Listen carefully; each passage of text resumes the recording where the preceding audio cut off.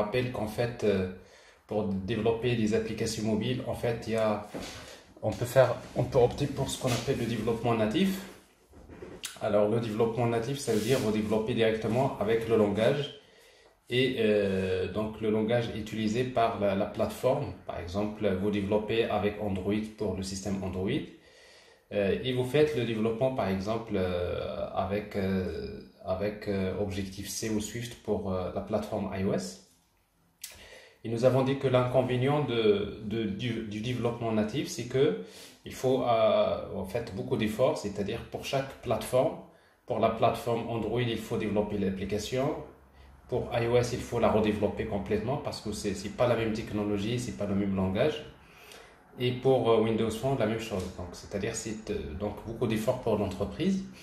Alors, c'est la raison pour laquelle, depuis en fait des années, il y a une grande évolution à ce niveau-là. En fait, les développeurs ont toujours cherché à créer des frameworks qui permettent de créer ce qu'on appelle le développement cross-platform.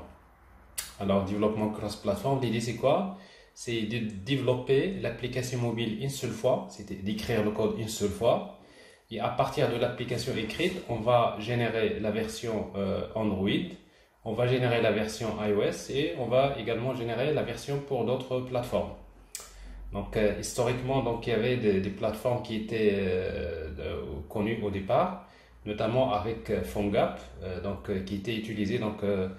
PhoneGap est basé sur bien sûr la technologie, sur tout ce qui est HTML, CSS, JavaScript, avec un outil qui s'appelle Cordova, qui était utilisé donc pour développer des applications, on va dire cross-platform, ce qu'on appelle des applications hybrides.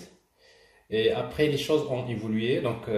Après, donc ces dernières années, donc on peut dire que généralement, donc il y a trois plateformes qui sont en fait assez connues, qui sont généralement utilisées, trois à quatre plateformes qui sont utilisées pour développer des applications cross-platform. Donc, en principe, il y a Ionic, qui est une technologie qui est basée sur, d'abord, il est basé sur tout ce qui est HTML, CSS, JavaScript, avec un framework Angular. Donc, en fait, Angular dans la version, en tout cas, 3, mais à partir de la version 4, même Ionic, on peut utiliser Angular, on peut utiliser React.js, également on peut utiliser Vue.js. Donc, c'est-à-dire, ils ont la possibilité d'utiliser donc différents frameworks JavaScript. Et Ionic, il est basé sur Cordova, qui est l'outil qui permet donc d'exploiter les fonctionnalités natives du téléphone. Et après, il y a React Native, notamment, et également il y a Flutter. Alors en fait, React Native, donc au même titre que Xamarin, et après il y a Flutter. Donc en fait, je vais juste rappeler donc ces trois technologies. Alors d'abord, c'est quoi Flutter?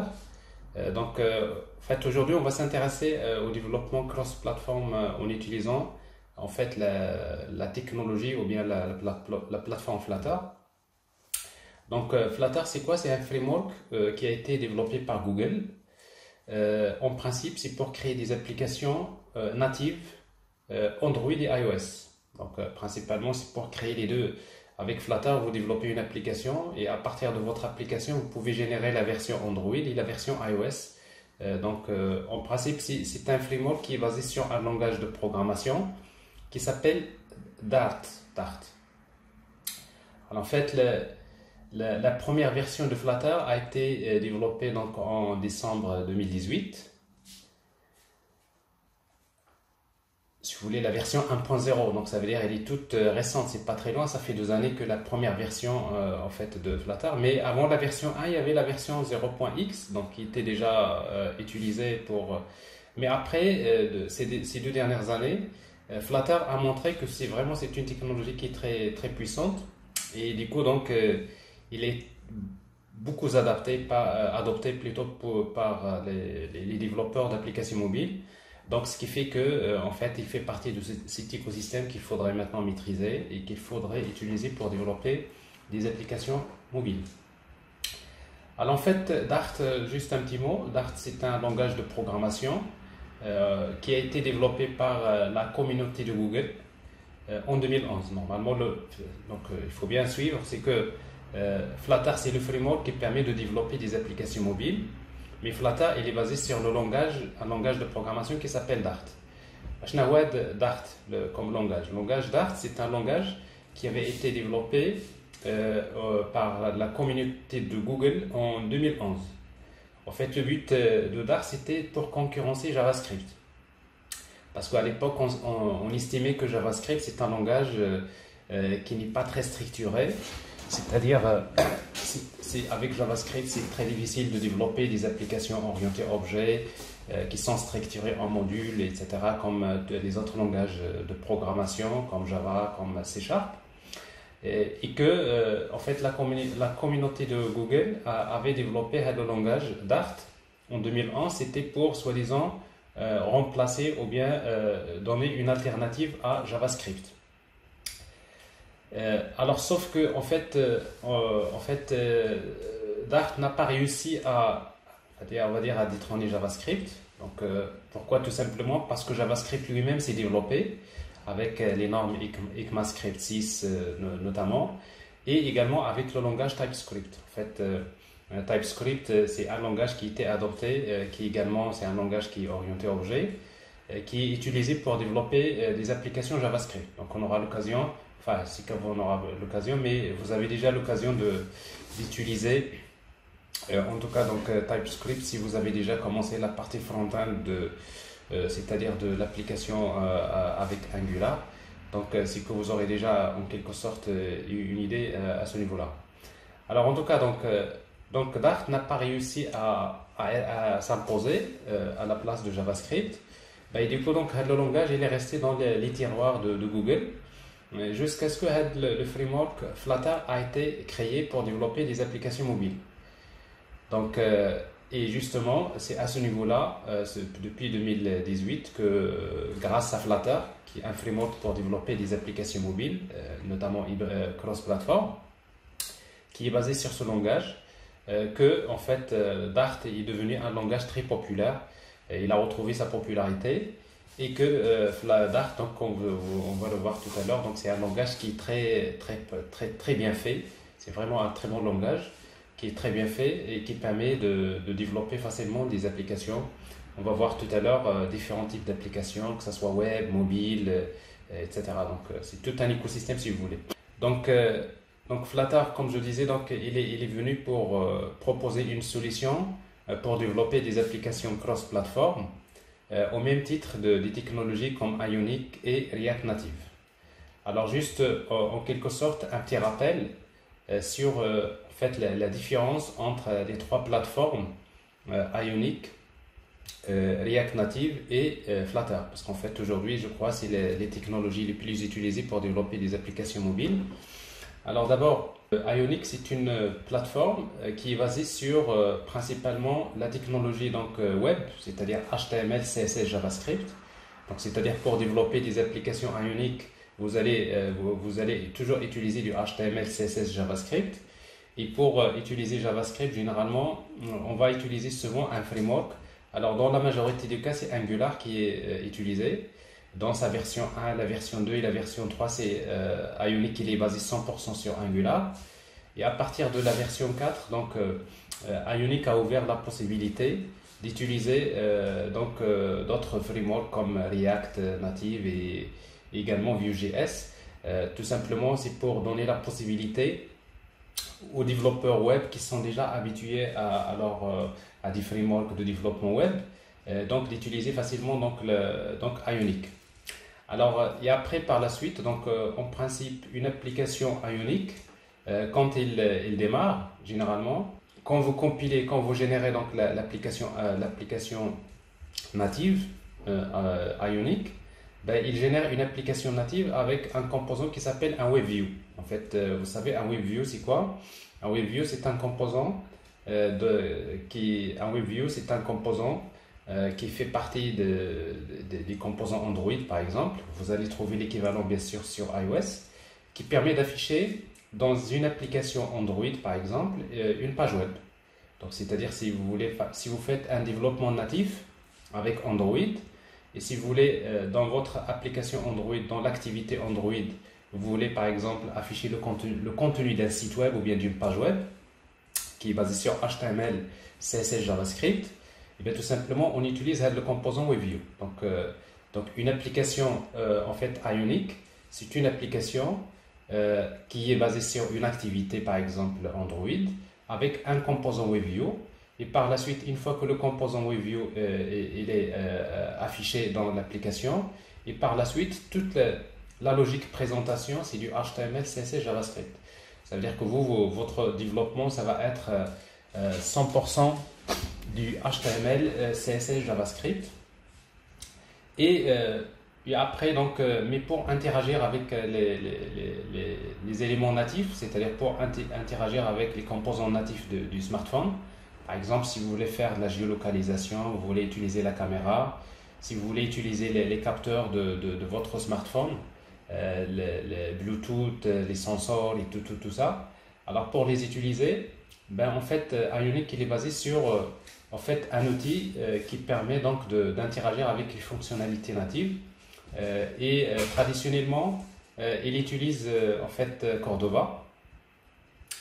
Alors en fait, Cordova, donc c'est un outil qui se présente sous forme de plugin, si vous voulez.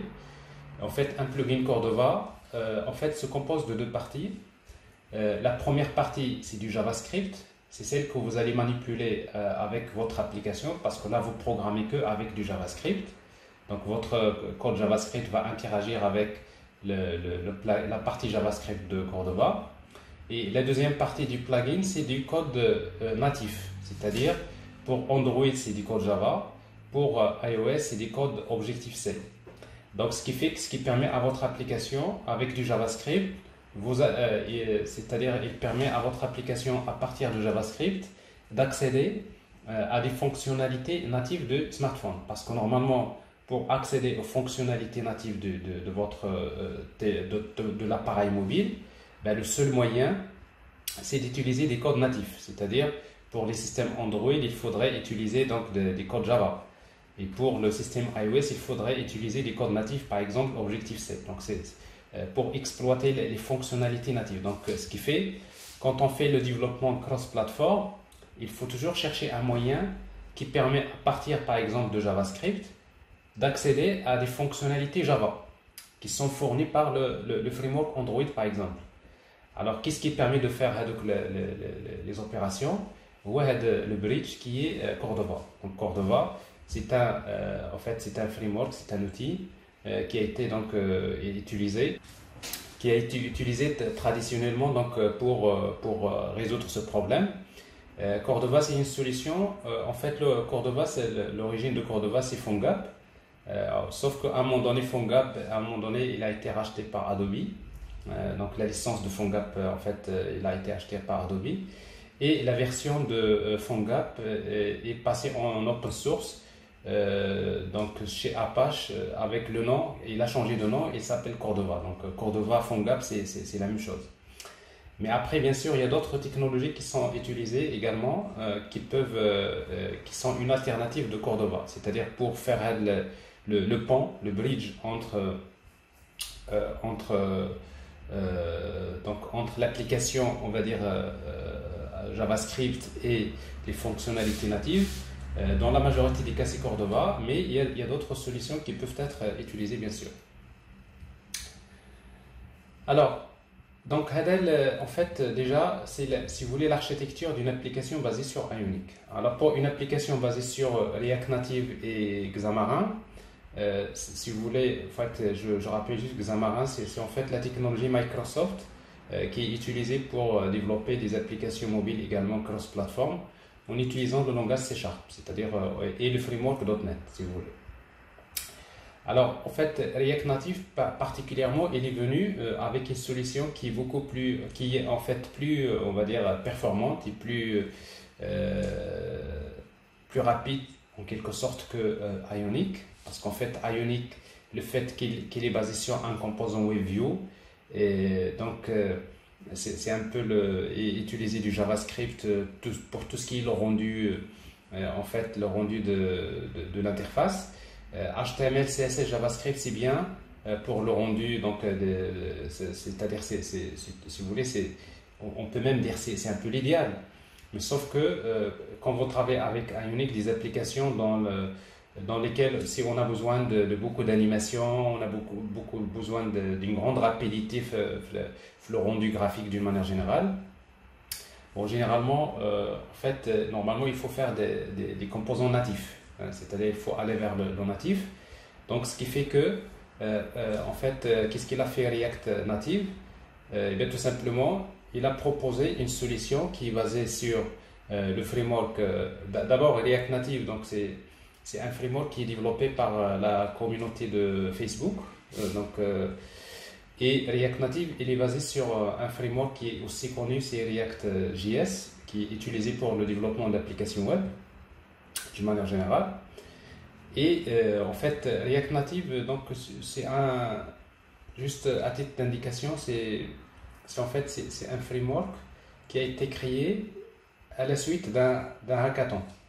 C'est-à-dire, en fait, Facebook avait organisé un hackathon et après il y avait en fait une équipe qui avait présenté justement l'idée de React Native et après donc il a été adopté par Facebook et ça devient quelque chose de très également populaire. En fait, la particularité de React Native, c'est quoi? D'abord, c'est que on va développer l'application uniquement avec JavaScript. C'est-à-dire, vous allez utiliser que les composants JavaScript basés sur en fait React.js. C'est du JavaScript. On ne va pas utiliser HTML, CSS. Donc, c'est-à-dire le rendu de l'application, le rendu graphique de l'application, ce n'est pas du HTML et CSS. Mais plutôt, en fait, ça va être des composants natifs du smartphone. C'est-à-dire quoi? L'idée, c'est quoi? C'est que vous écrivez votre application avec JavaScript. Et après, quand vous exécutez votre application, quand vous générez l'application native, en fait, quand vous exécutez l'application, et bien, tout simplement, les éléments de l'interface, c'est les composants natifs. Ça veut dire que, par exemple, quand vous exécutez l'application sous Android, en fait, c'est les composants Android qui vont s'afficher. Par exemple, quand vous créez un bouton avec React Native, donc à la fin, c'est le bouton Android qui va s'afficher. Quand vous utilisez un list view, c'est un list view Android natif qui va s'afficher. Donc ça veut dire que le rendu final, l'application quand elle s'exécute, c'est plutôt donc les composants natifs qui vont être utilisés. Et du moment que en fait il utilise les composants natifs, ben, c'est plus rapide.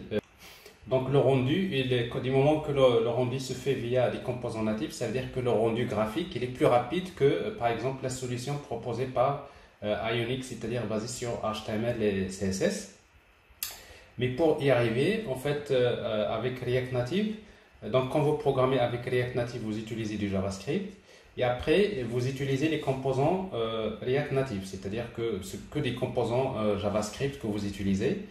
Mais au moment de l'exécution, ben, la même chose, en fait, React Native utilise un bridge. En fait, également, c'est un bridge qui permet de traduire, de convertir les composants JavaScript utilisés dans React Native vers les composants natifs. Donc, il y a un mapping.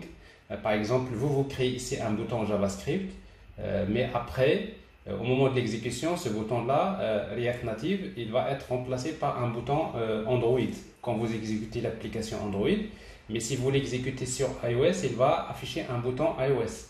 Donc, il y a ce bridge-là qui permet de faire ce mapping. Et après, bien sûr, donc, la même chose pour interagir avec les fonctionnalités natives. Ben, c'est pareil. On va passer via ce bridge qui permet donc à partir de JavaScript, donc il permet donc d'accéder aux fonctionnalités natives du smartphone.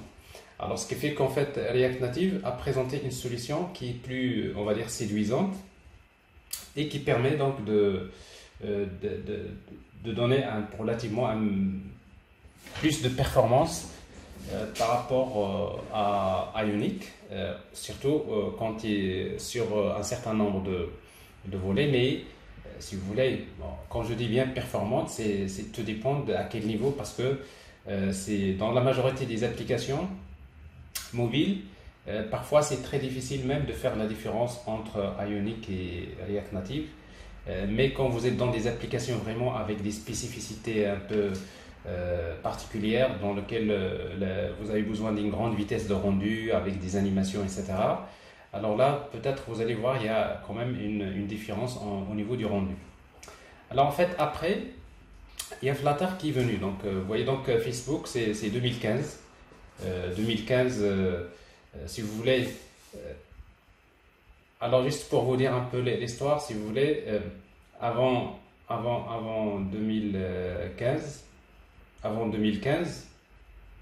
même 2016, avant 2016, c'était pratiquement Ionic. Pratiquement tout ce qui fait, la majorité des développeurs qui faisaient des développements cross-platform, c'était plus Ionic qui était le plus populaire.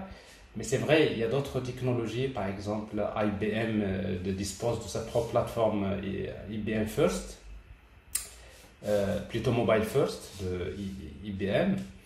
Il y a d'autres technologies, mais en fait Ionic était la solution open source la plus populaire. À partir de 2016, il y a en fait React Native qui est venu c'est-à-dire concurrencer Ionic, qui présente quelque chose relativement de mieux par rapport à la vitesse de rendu.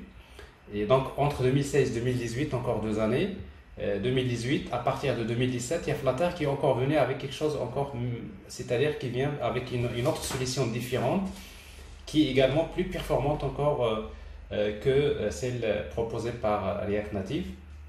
Et bien justement, c'est ce que nous allons voir. Alors en fait, Flutter, c'est une approche un peu particulière. Donc l'idée de Flutter, c'est quoi?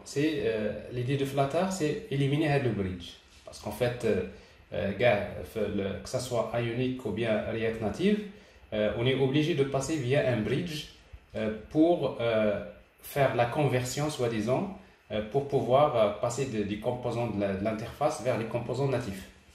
Le bridge, ça ralentit l'exécution de l'application. Donc vous avez un bridge ici comme Cordova, et là vous avez un bridge qui est donc en fait fourni par React Native. Et donc le bridge, il permet donc de ralentir l'exécution de, si vous voulez, de l'application.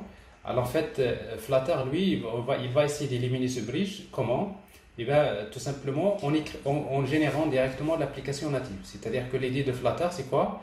Vous écrivez votre application avec le langage Dart, avec ce framework Flutter, mais une fois que vous la compilez, une fois que vous compilez l'application, il vous donne directement l'application native Android et l'application native iOS.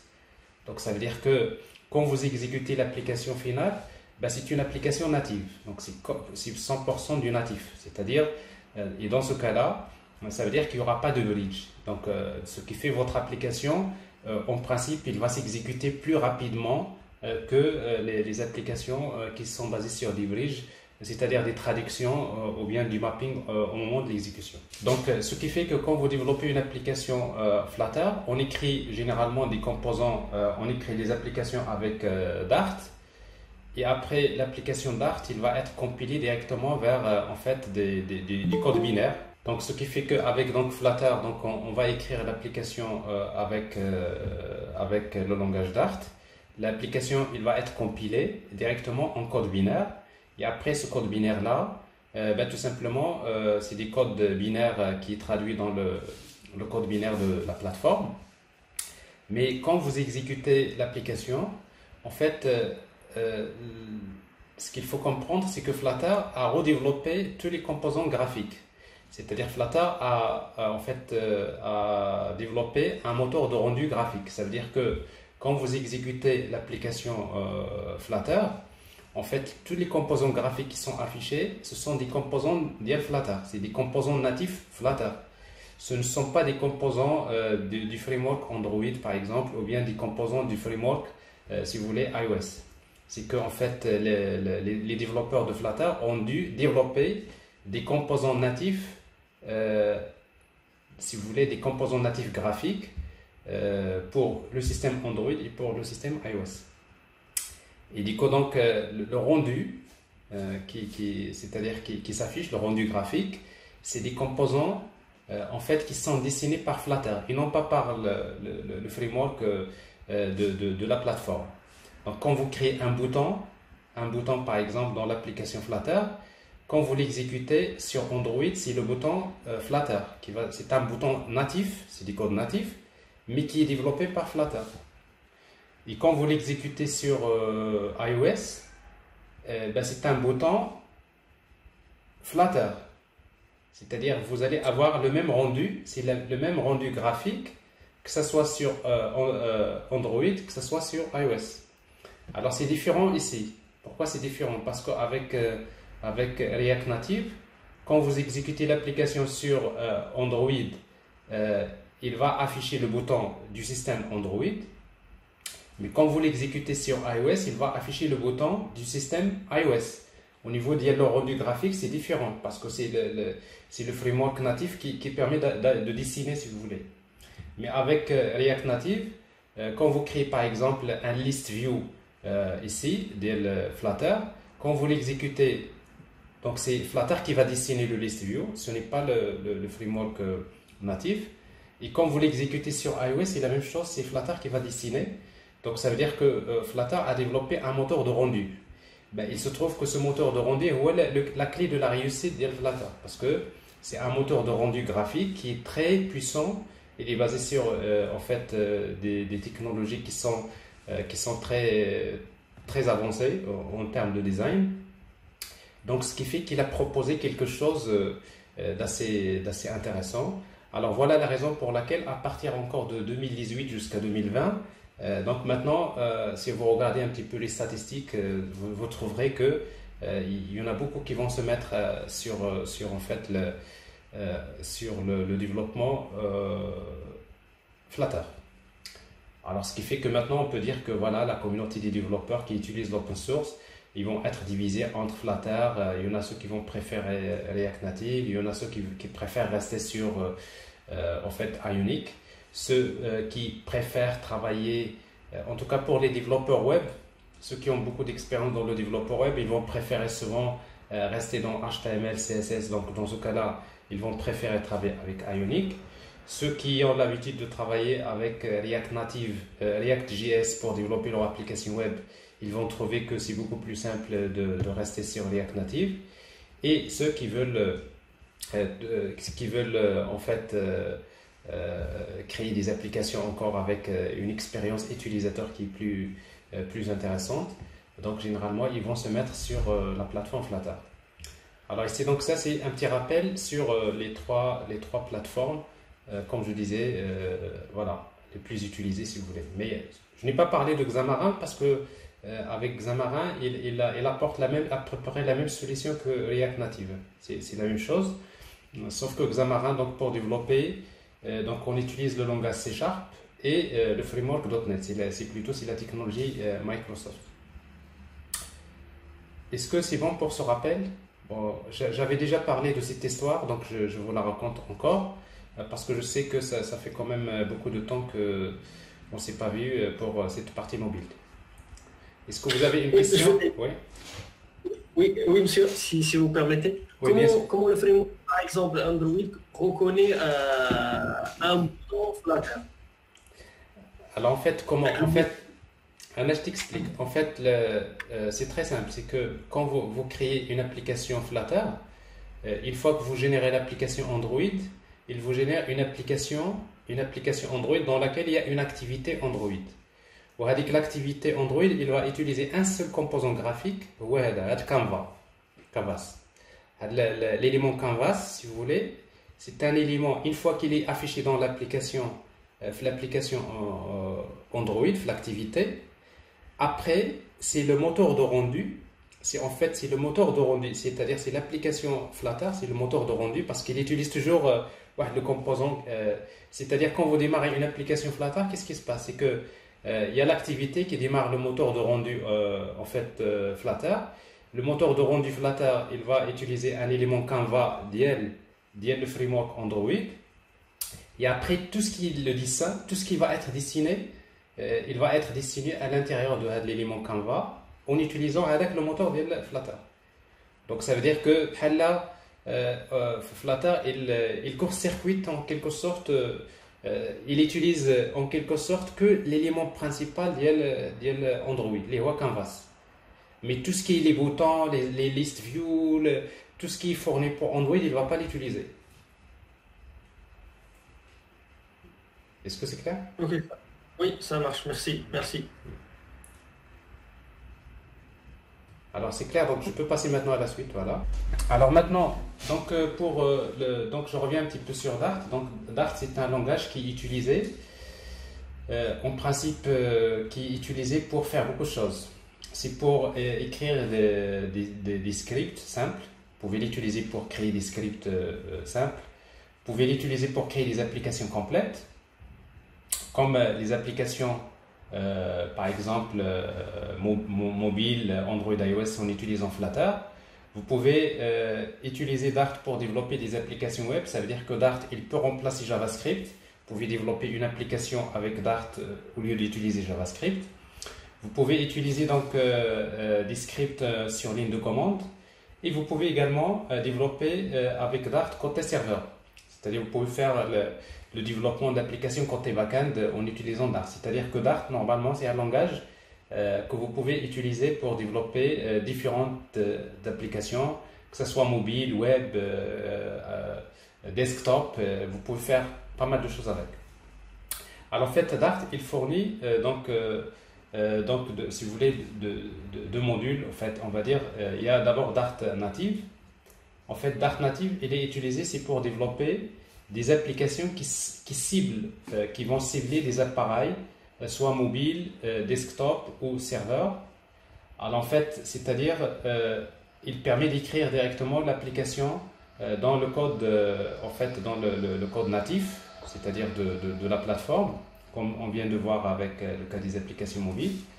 En fait, Dart native, il fournit deux modes de compilation. Il y a le mode JIT, c'est-à-dire Just in Time, et le mode AOT, si vous voulez, Ahead of Time. C'est-à-dire quoi? En fait, le Java. Alors, vous savez que dans le langage Java, dans la JVM, il y a, en fait, dans la machine virtuelle. Je vous donne l'exemple Java parce que je sais que vous avez déjà manipulé donc, Java. Alors, la JVM, quand vous exécutez une application Java, vous la compilez. Et quand vous la compilez, vous obtenez du bytecode. Hein, du bytecode, c'est-à-dire c'est du code, on va dire, c'est pas du code binaire, c'est du code binaire, mais qui n'est pas le code de la plateforme. Donc, quand vous compilez une application Java, vous obtenez donc le bytecode. Alors, au moment de l'exécution, quand vous allez exécuter le bytecode, quand vous exécutez l'application Java, c'est à ce moment-là que, en fait, la JVM, la machine virtuelle Java, va traduire le bytecode en code natif de la plateforme. Si vous travaillez sous Windows, il va traduire le bytecode en code binaire Windows.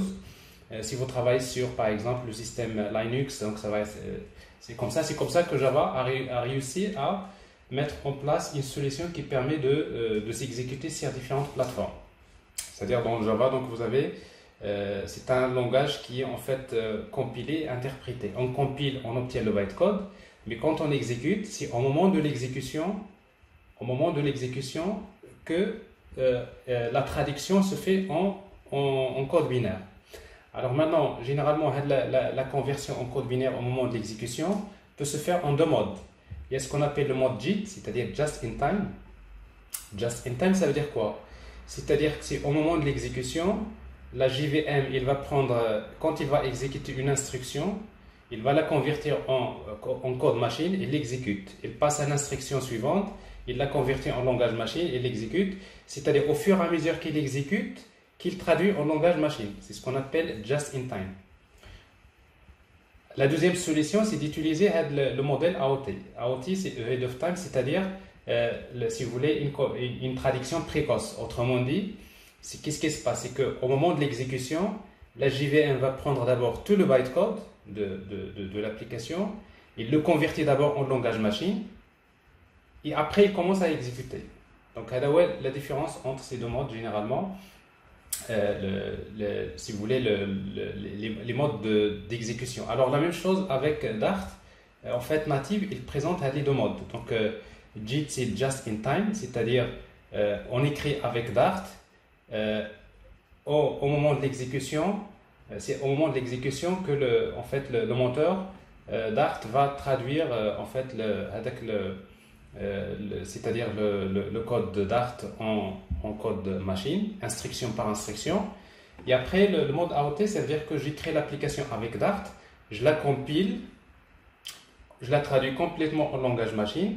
Et après, directement, quand j'exécute, donc j'exécute du code machine. Donc, et dans ce cas-là, c'est plus rapide si vous voulez. Mais quand vous faites de l'AOT, ça veut dire que vous compilez vers une plateforme donnée. Donc, je compile pour le système Android ou bien je compile pour le système iOS. Mais une fois qu'il est compilé pour le système Android, ça veut dire que l'application ne peut s'exécuter que sur Android. Une fois qu'il est compilé en mode sur iOS, il ne peut s'exécuter que sur iOS. Donc c'est pour cela qu'avec Flutter, quand on écrit l'application Flutter, quand on génère l'application, quand on compile, il va compiler deux versions. Il va compiler une version pour le système Android et il va générer une version pour le système iOS. Mais par contre, si vous la laissez dans le mode de just in time, votre application, il reste la même. C'est au moment de l'exécution que la traduction va se faire vers le code binaire de la plateforme. Et du coup, donc, c'est un peu mais bien sûr, le mode AOT vous donne des applications qui sont plus rapides que le mode de just in time. Oui? Oui. Donc, monsieur, pour AOT, ça prend un peu plus de temps pour compiler, vu que doit attendre pour la traduction. Et c'est moins flexible, vu que l'on peut soit être sur Android, soit sur iOS. Tout à fait. Tout à fait. Donc, quand vous faites le mode AOT, ça veut dire qu'il faut attendre que l'outil génère le code de votre application, c'est de la compilation. Bon, c'est-à-dire le temps de compilation, le temps que votre application soit convertie en langage natif. Et avec JIT, il n'y a pas, avec le moment de la compilation, vous écrivez votre code et après, ça y est, vous pouvez exécuter l'application. Et c'est au moment de l'exécution qu'il y a la traduction. Mais au moment de la traduction en langage machine, si vous voulez, ça prend encore du temps de traduction. Ouais, ماشي en fait le modèle c'est la même chose sur Java, donc c'est pareil. C'est un peu à peu près la même chose, c'est pas exactement la même chose, mais c'est juste pour vous donner un peu une comparaison. Donc Dart Native. Donc Dart Native, il est fait pour développer des applications natives. Par exemple, si le compilateur Dart Native qui est utilisé dans Flutter. Parce que avec Flutter, il utilise le compilateur Dart Native en mode AOT, c'est-à-dire ahead of time. C'est-à-dire quand vous créez votre application, il compile l'application, il la traduit d'abord en langage machine de la plateforme. Et après, il y a Dart Web. En fait, Dart Web, donc il est fait pour développer des applications web. En fait, Dart Web comprend à la fois, il y a un compilateur Dart Dev Compiler qui permet donc de compiler, c'est-à-dire de compiler c'est-à-dire le code Dart au moment du développement. Et en fait, Dart Dev Compiler permet d'exécuter et de débugger des applications web Dart sur un moteur de Google Chrome basé sur un outil qui s'appelle WebDev. C'est un outil, WebDev Serve. Alors ça veut dire que si vous travaillez avec Google Chrome, il y a en fait un moteur, plutôt il y a WebDev Serve qui est un outil qui va démarrer sur Google Chrome. Une fois que l'outil de WebDev est démarré sur Google Chrome, il vous permet d'exécuter des applications web écrites dans le langage Dart. L'outil il vous permet donc facilement d'exécuter et de débugger, c'est-à-dire le débugage de l'application au moment de l'exécution. Donc c'est fait dans ce sens. Et les applications web basées sur Dart fournissent également un compilateur. En fait, il y a deux manières de travailler si vous voulez avec Dart Web. Donc, soit vous utilisez Dart Dev Compiler, les rois qui nécessitent d'avoir WebDev Serve pour exécuter l'application. C'est-à-dire pour l'exécuter, il vous faut donc un environnement d'exécution de Dart. Les rois a de l'environnement et pour le moment, c'est un environnement qui est disponible sur Chrome. ou bien mais l'inconvénient, l'avantage de l'outil l'avantage c'est qu'il vous fournit un environnement de débogage. C'est-à-dire quoi? C'est que quand vous développez, vous pouvez facilement déboguer l'application. Vous pouvez voir un peu c'est-à-dire les différentes variables, vous pouvez voir exécuter l'application pas à pas, vous pouvez faire pas mal de choses. Donc c'est un environnement qui permet de faciliter aux développeurs l'utilisation du langage Dart. Mais si vous travaillez avec le modèle HADA, c'est-à-dire vous aurez toujours besoin d'utiliser WebDev pour exécuter l'application. Ça veut dire que vous n'avez pas la garantie que votre application va s'exécuter sur tous les navigateurs. Alors c'est la raison pour laquelle en fait, Dart a fourni un compilateur Dart2JS. En fait, Dart2JS, c'est quoi? C'est un compilateur qui permet de convertir une application Dart en JavaScript, tout simplement. Alors, autrement dit, moi j'ai créé mon application avec le langage Dart. TypeScript, c'est la même chose. J'ai créé mon application avec Dart, je la compile et j'obtiens du JavaScript. Et du coup, donc, dans ce cas-là, votre application peut s'exécuter dans n'importe quel navigateur. Donc voilà. Donc, il y a l'idée principale de Dart pour concurrencer JavaScript. Donc, il est venu avec ça, il a dit, voilà un langage qui est orienté objet, qui est bien structuré, qui est facile à utiliser pour développer vos applications web. Si vous voulez garantir que votre application s'exécute sur tous les navigateurs, ben c'est très simple, vous utilisez Dart2JS pour convertir votre application Dart en JavaScript. Mais si vous voulez que votre application s'exécute toujours dans un environnement WebDev qui est un plugin qui est fourni avec Google Chrome et qui, en principe, qui pourrait être disponible sur les autres navigateurs, et bien tout simplement, vous pouvez utiliser Dart Dev Compiler. Voilà. Alors dans Dart Web, il y a également, en fait, il est utilisé également pour faire du Dart Web, c'est-à-dire pour développer des applications web avec Dart. Et dans ce cas-là, vous avez donc en fait le framework Flutter framework. En fait, Flutter, vous savez, il est utilisé pour développer des applications mobiles principalement, mais également vous pouvez l'utiliser pour développer des applications web. Et ensuite, il y a Angular Dart. Vous savez qu'Angular, c'est un framework qui est assez populaire, qui est basé sur TypeScript, mais il y a une version du framework Angular qui est basée sur Dart.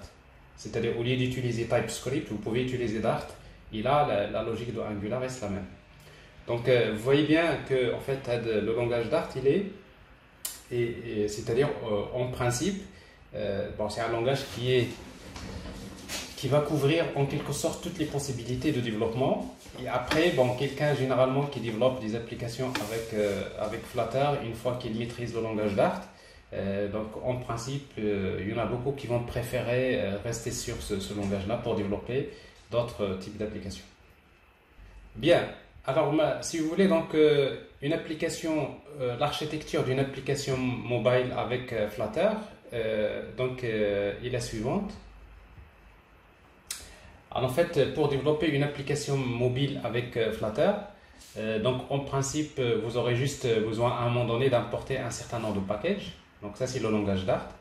Le premier package qui est obligatoire généralement, c'est le package qui s'appelle Flutter Material Dart. Alors en fait, le package material.dart, donc ça c'est en fait un module. C'est lui qui contient pratiquement la quasi-totalité des composants graphiques. Donc, c'est-à-dire le package, c'est là où vous allez trouver ce qu'on appelle les widgets. C'est-à-dire vous trouverez les boutons, les list view, les grid view, tout ce que vous voulez. Tout ce que vous voulez au niveau de l'interface d'une application mobile, donc elle est généralement là. Et après, une application en fait Flutter, c'est une application, quand vous l'exécutez, il commence par exécuter une méthode qui s'appelle main, que vous voyez ici. Alors, void main. Et la méthode main, généralement, en fait dans Dart, comme je vais vous le montrer tout à l'heure, alors si vous avez une fonction qui contient plusieurs instructions, alors généralement, vous utilisez les accolades, comme vous le faites avec Java. D'ailleurs, vous allez voir que Dart, c'est presque du langage Java. Donc, vous pouvez ouvrir les accolades et vous commencez à écrire. Mais dans la fonction, si vous avez une seule instruction à exécuter, vous n'avez pas besoin d'utiliser les accolades. mais vous pouvez utiliser la flèche comme ça. Hein. Donc, cette notation qui est utilisée pour les expressions lambda, si vous voulez. Et dans la méthode main, qu'est-ce qu'il va faire? Il va démarrer tout simplement une fonction qui est fournie dans Material Dart qui s'appelle runUp. Donc, runUp, c'est elle qui va exécuter l'application. Et pour exécuter l'application, il va tout simplement instancier une classe qui s'appelle myApp. En fait, myApp, alors dans Dart, tout ce qu'on va afficher dans l'application, c'est ce qu'on appelle les widgets. Et justement, un widget, c'est une classe. Et c'est donc c'est-à-dire le widget principal. Ce que je vais afficher par exemple ici, il est implémenté dans une classe qui s'appelle myApp. Alors maintenant, si vous voulez myApp, ça c'est le constructeur. Alors en fait, dans Dart, pour instancier une classe, vous avez deux façons de faire. Soit vous utilisez new myApp, comme vous le faites avec Java, ou bien tout simplement vous utilisez myApp sans new. Alors myApp, entre parenthèses sans new, c'est quand vous faites new myApp, c'est la même chose. Alors maintenant, c'est quoi myApp? myApp, c'est une classe qui hérite de la classe statelessWidget. Alors on va voir tout à l'heure que dans les widgets Flutter, il existe en fait deux types de widgets. Il y a ce qu'on appelle les stateless widgets et stateful widgets. Alors en fait, les stateless widgets, c'est des widgets généralement qui n'ont pas d'état, c'est-à-dire qui permettent d'afficher des choses, un rendu, mais au moment de l'exécution, les données du widget ne changent pas. Généralement, quand les données changent, l'interface ne va pas si vous voulez, l'interface de l'utilisateur ne va pas changer.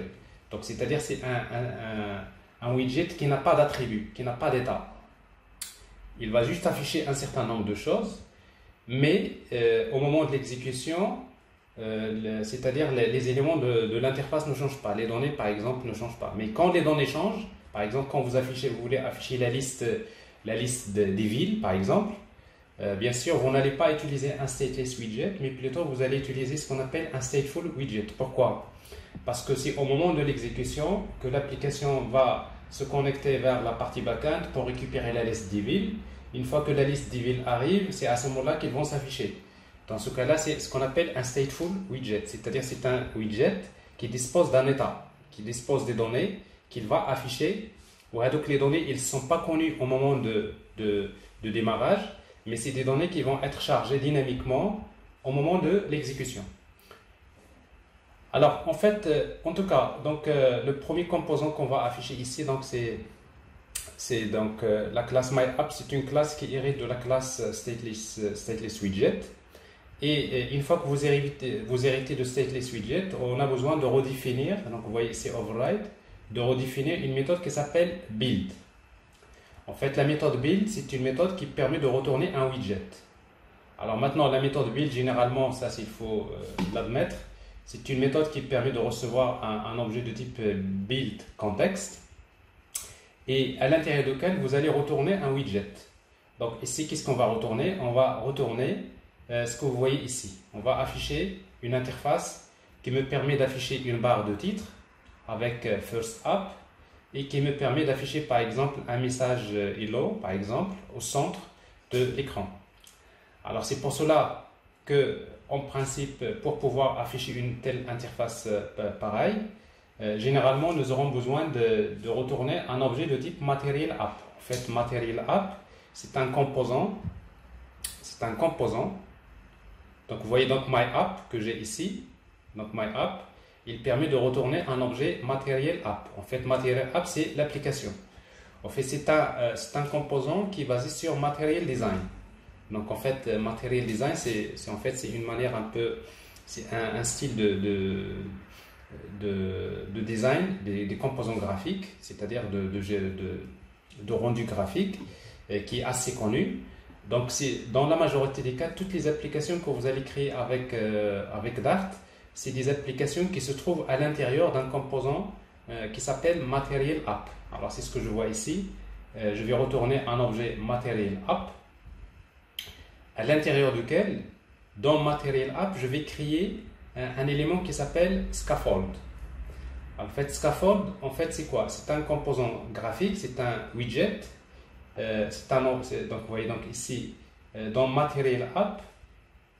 Donc si vous voulez ici quand vous mettez Return Material App, c'est comme si vous faites Return New Material App, c'est-à-dire vous créez une instance de la classe Material App. Et Material App dispose des attributs.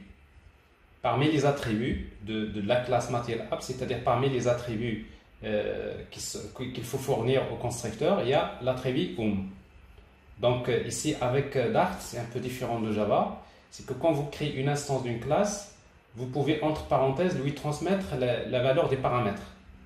Ou pour transmettre la valeur des paramètres, il existe plusieurs manières. L'une des manières, c'est de spécifier tout simplement l'attribut de point valeur. Alors ici donc je vais lui transmettre au paramètre un objet de la classe scaffold. En fait, scaffold, comme je disais, donc c'est un composant widget graphique qui dispose en fait de deux attributs. Il y a appbar et l'élément body. Appbar, body. Alors, en fait, appbar, c'est pour définir la barre de titre, c'est-à-dire c'est un élément qui vous permet de définir la barre de titre que vous voyez ici. Et pour créer une barre de titre, donc je vais créer également une instance de la classe appbar. Et appbar, donc je lui transmets des paramètres. Normal, les paramètres. Il y a d'abord le titre, title. Alors le titre pour moi c'est first app, c'est du texte. Et pour créer un texte avec Flutter, on va utiliser la classe texte. Entre parenthèses, le nom du texte. Enfin, le texte ici c'est first app. Et si vous voulez spécifier la couleur du background, vous pouvez utiliser donc background. Et après vous pouvez spécifier la couleur. Par exemple ici c'est colors. .orange. Donc ici donc c'est la couleur bien sûr de la barre de titre. Tout ça c'est appbar. Et après maintenant après appbar il y a body. Alors body c'est le corps en fait de la page. Et dans body je vais tout simplement afficher un texte. Ouais, le texte là c'est hello, mais je voudrais que ce texte là soit centré. Donc pour pouvoir centrer le texte pour le centrer, je vais le mettre à l'intérieur d'un élément qui s'appelle center. Donc ça veut dire ici donc j'ai body de point new center, donc je crée un objet center à l'intérieur duquel il y a un attribut qui s'appelle child, et dans child je lui attribue l'objet texte. Et après le texte c'est hello, mais si vous voulez formater le texte, vous pouvez ajouter un élément style. L'élément style, vous pouvez lui donner un objet de type text style. Et dans le text style, il y a beaucoup d'attributs. Et parmi ces attributs, il y a font size, par exemple, pour spécifier la taille du texte. Et si vous voulez, par exemple, bon là, on n'a pas besoin de le faire parce qu'il est déjà centré par center. Mais si vous voulez, par exemple, aligner le texte soit à gauche, à droite, centre, etc., vous pouvez utiliser encore text align, c'est text align dot center. Alors, ce que vous voyez ici, c'est une simple application Dart. Et quand vous l'exécutez, en réalité, qu'est-ce qui se passe? Ce qui se passe, c'est que tout simplement, votre application, il démarre avec main, il crée un objet MyApp. L'objet MyApp va créer un objet Material App. À l'intérieur de Material App, il va recevoir un objet Scaffold. Scaffold a un de deux attributs. Un de l'attribut appbar, pour lequel on va lui donner un objet appbar. En fait l'attribut body pour lequel on va donner l'objet center. Et appbar également on va lui spécifier un attribut title dans lequel je vais mettre un texte. Et dans l'élément center j'ai un attribut qui s'appelle child pour lequel je vais mettre du texte. Alors vous voyez ici c'est beaucoup plus a priori vous allez voir que vous le faites une fois, deux fois, mais la logique elle est très simple. Mais pour comprendre cette logique-là, et bien tout simplement, c'est purement de l'orienter objet. Parce qu'en fait, c'est-à-dire, qu'est-ce que vous êtes en train de faire ce que vous êtes en train de faire ici, par Java, c'est comme si vous faites return new material app de new scaffold de new app bar virgule new center de new text. Vous voyez donc qu'est-ce que vous faites finalement? Vous êtes en train de créer une hiérarchie d'objets. Donc l'objet material app, il fait référence scaffold. Scaffold, il fait référence aux deux objets qui est app bar au center, center ta web text, ainsi de suite. Donc c'est comme ça qu'on va construire les éléments de l'interface. Est-ce que c'est clair pour l'architecture d'une application mobile avec Flutter? Oui. Très bien. Oui, monsieur. Alors maintenant, si vous voulez travailler avec Flutter, donc vous aurez besoin donc de télécharger le framework Flutter, le SDK de Flutter sur le site de Flutter, ici. Donc c'est un fichier .zip qu'il faut télécharger. Une fois qu'il est téléchargé, vous allez juste l'extraire, vous faites l'extraction et vous le mettez quelque part dans un dossier. Par exemple, moi je vais le mettre dans le dossier Tools, donc je vais le faire directement ici si vous voulez. Alors si vous voulez travailler avec Flutter, donc vous allez et directement sur le site de flutter.dev.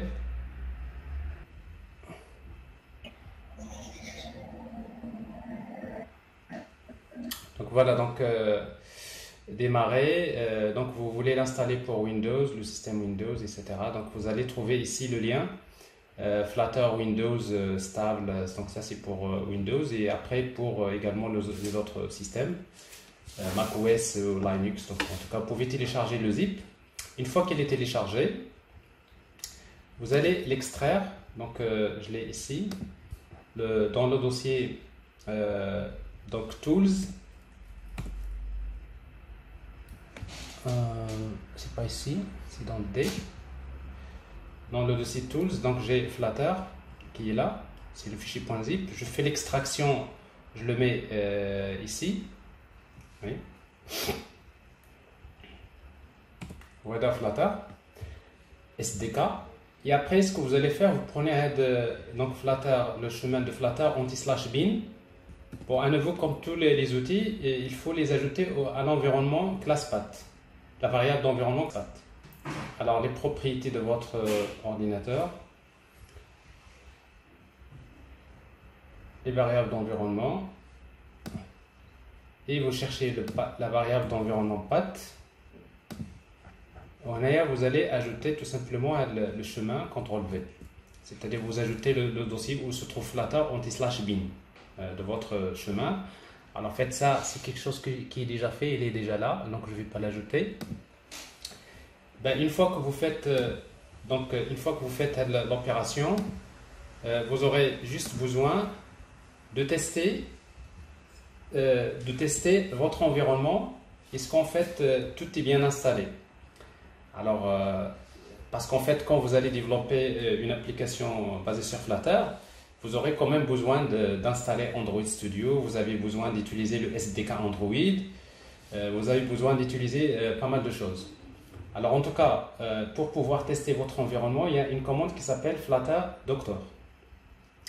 Alors Flutter Doctor, qu'est-ce qu'il permet de faire? Il permet d'inspecter votre environnement et après il va vous afficher ici, il va vous cocher soit en vert, soit des trucs, des warnings. Il vous dit par exemple, telle chose n'est pas encore installée. Alors comme vous le voyez ici, il m'indique comme quoi Flutter il est installé. Il vous indique que Android Studio il est installé, c'est dans mon environnement. En fait, pour développer des applications avec Flutter, vous avez le choix soit d'utiliser Android Studio, c'est ce que nous allons utiliser, ou bien vous pouvez utiliser IntelliJ, comme vous pouvez utiliser Visual Studio Code. Donc, c'est des environnements que vous pouvez utiliser. Alors, par exemple, il vous dit également que pour IntelliJ, il y a le plugin, parce que que ce soit dans Android Studio, que dans IntelliJ ou bien dans Visual Studio Code, il y a des plugins Flutter que vous allez installer. En fait, il y a des plugins qu'il faut installer pour que vous puissiez donc développer ça. Donc, le fait qu'il soit coché comme ça, comme quoi le plugin Android est déjà installé, le plugin IntelliJ est déjà installé, et en même temps, si jamais vous avez votre machine, il est connecté à un device, par exemple un smartphone ou bien un émulateur, ben, il vous indique comme quoi il y a un émulateur qui est démarré, qui est disponible, etc. Bon, globalement, ça c'est quelques messages qui vont s'afficher. Alors, si vous voulez afficher le détail, en principe, vous pouvez utiliser donc c'est la commande Flutter Doctor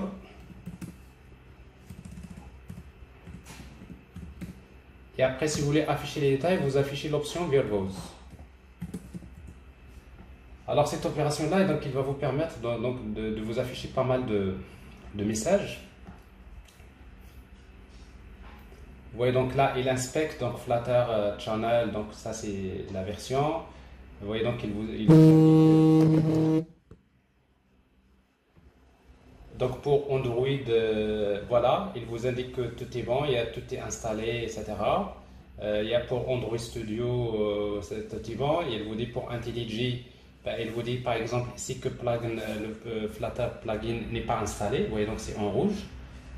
Donc si je veux maintenant travailler avec IntelliJ version Ultimate, il faut installer le plugin, il faut installer le plugin Dart, etc.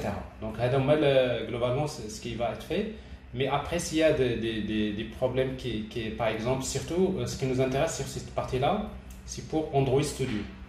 Alors pour vous avez donc pour Flutter, il faut vérifier que tout est bien installé. Il faut vérifier que pour Android, c'est-à-dire Android SDK, parce que il faut que le SDK Android soit installé dans votre machine pour compiler, pour exécuter les applications Android. Si vous voulez exécuter les applications iOS, ben, il vous faut avoir le iOS SDK installé également.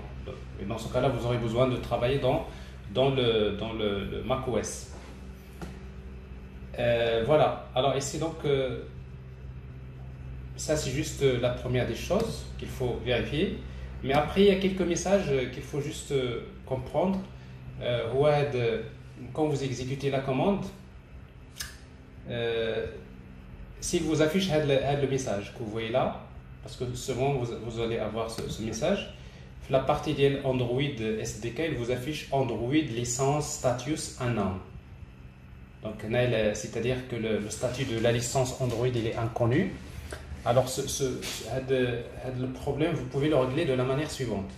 Si vous allez vers Android Studio, une fois que vous avez installé bien sûr Android SDK, vous allez vers Android Studio et vous allez vers Android SDK.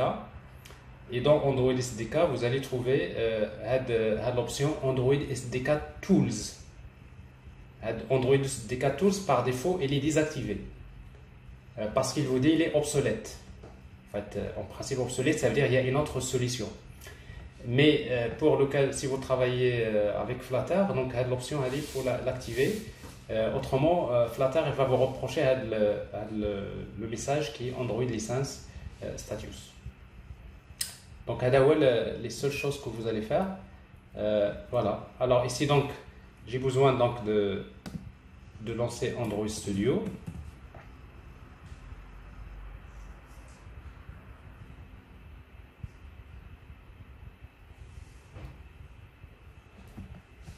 Voilà, donc, alors maintenant, comme je disais, donc les outils qu'il faut installer pour développer l'application Android, donc il y a d'abord pour Android, vous installez Android Studio, Android SDK, l'API minimum c'est 28, installez Android Studio pour développer.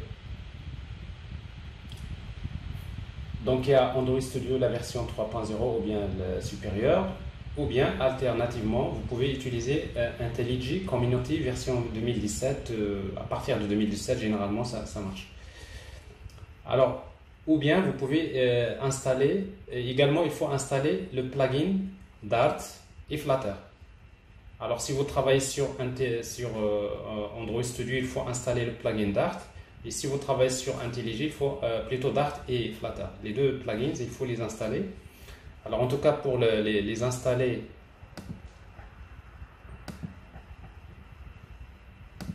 alors si vous êtes sur Android Studio, donc alors ce que j'ai dit tout à l'heure, le message que vous voyez là,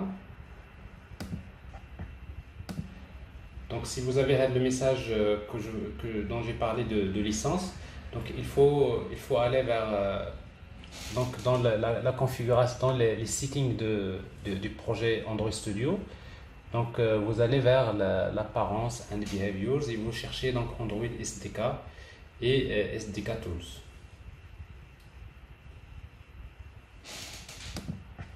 Bon, ça se passe ici. Donc c'est System Settings. Et là, vous trouverez Android SDK. Vous voyez donc, Android SDK, vous avez ici des onglets parce que parfois, il y a SDK Platform, il y a SDK Tools. Vous voyez donc, et après dans SDK Tools, donc si jamais, c'est-à-dire elle vous reproche ça, vous avez Android SDK Platform Tools.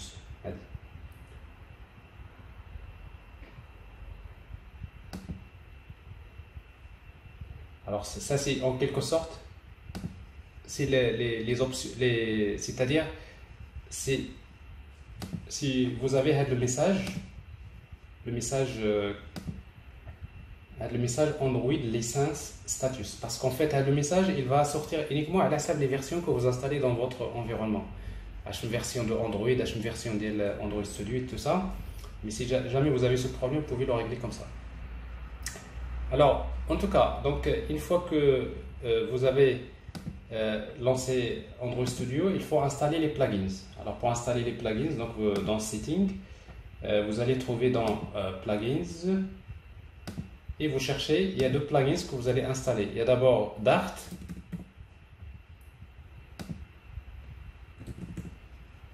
Alors voilà, donc si le plugin il est déjà installé, il suffit de l'installer et donc c'est très rapide. Et après il y a Flutter. Ah ouais, donc il est installé. Généralement quand vous les installez, il va vous demander de redémarrer donc Android Studio. Donc ça c'est ce qu'il fait. Alors une fois maintenant que vous avez créé ça, vous voulez créer un projet. Alors pour créer un nouveau projet basé sur Flutter, tout simplement vous utilisez la commande Flutter create, le nom de l'application. Une fois que vous créez l'application, alors c'est ce que je vais faire ici. Alors si vous voulez le faire sur ligne de commande, vous pouvez directement, par exemple, je suis dans un dossier.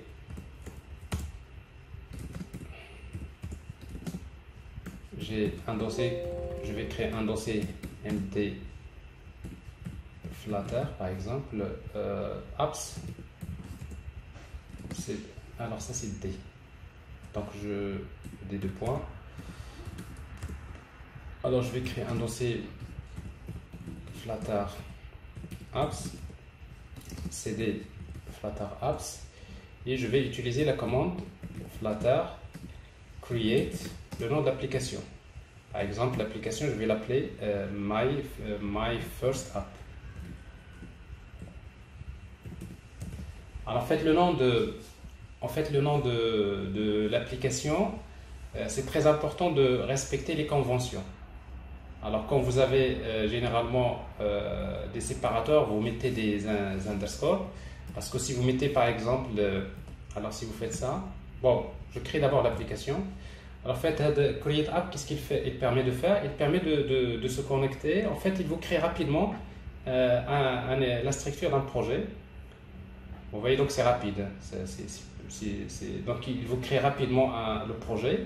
Et après ce projet-là, vous pouvez le tester. Et si vous voulez le tester, vous pouvez faire cd le projet. Votre projet s'appelle My First App.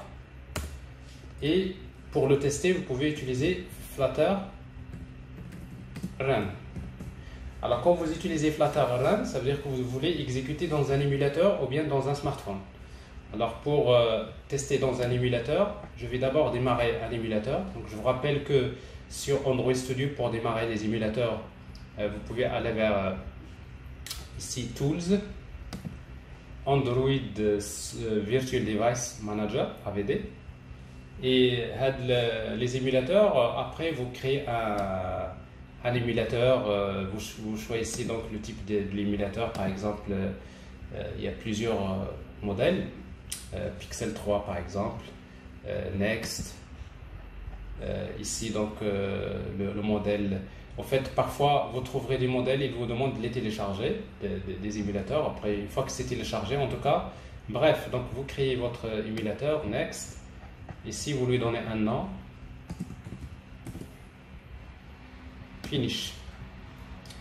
Alors, et du coup, donc, vous avez ici un émulateur qui est créé ici. C'est Pixel 3 par exemple. Ou bien vous avez d'autres émulateurs que j'ai déjà créés. En tout cas, vous avez des émulateurs. Moi, ce que je vais faire, donc je vais démarrer donc l'émulateur quelconque. Et c'est bon, donc elle est en train de démarrer l'émulateur.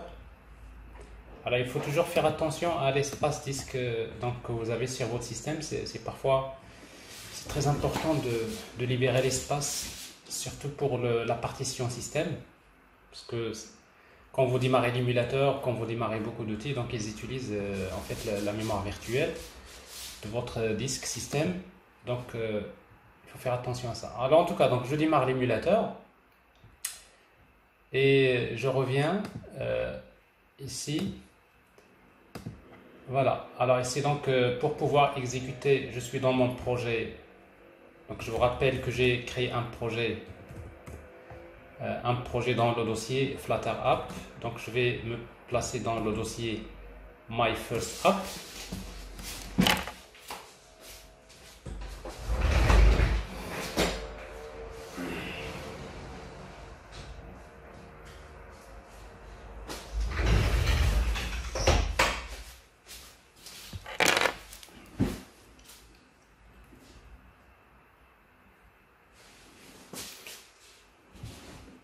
Donc je me place dans le dossier My First App. Donc je vois en fait l'émulateur il est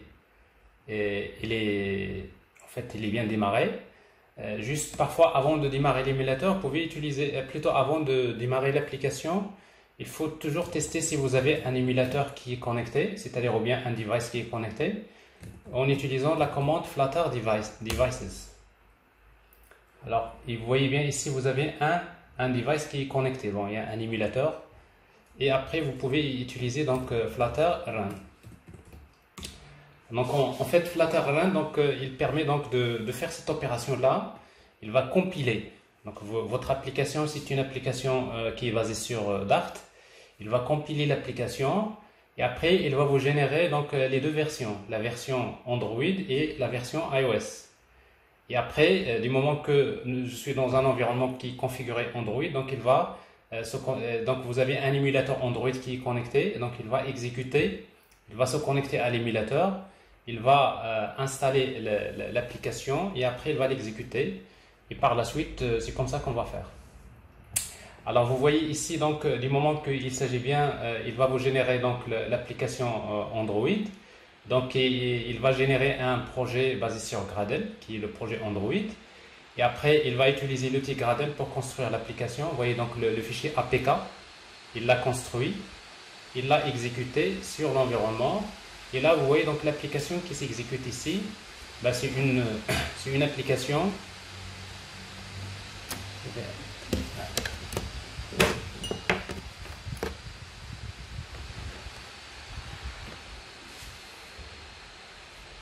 Alors c'est une application qui est générée basique avec une barre de titre, avec ici un bouton qui permet d'incrémenter un compteur. Quand vous cliquez sur le bouton, le compteur s'incrémente. C'est une simple application.